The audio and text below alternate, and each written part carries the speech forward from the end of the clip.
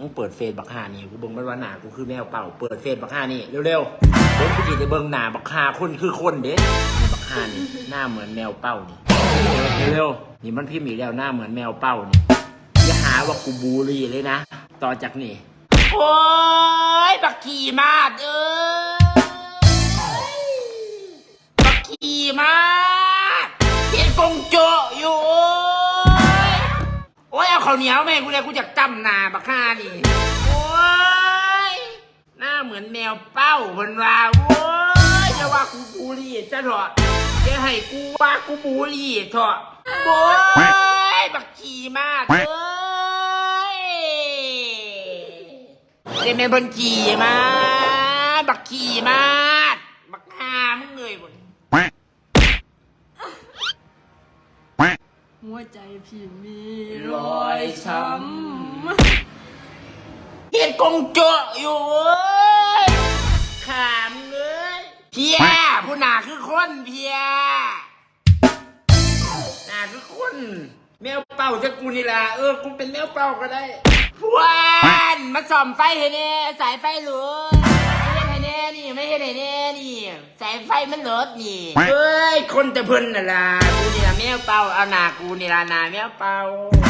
อย่ามากูบูลลี่บูหยังซะกูน่ะเบ้ย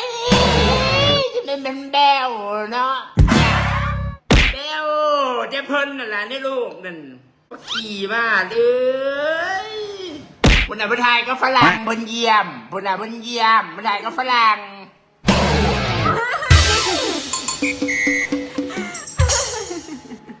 เอ้ยบักขามเอ้ยอันนั้นซักหรือว่าเนี่ยเอากูบูลลี่หรอกเอากูถามไปเจอ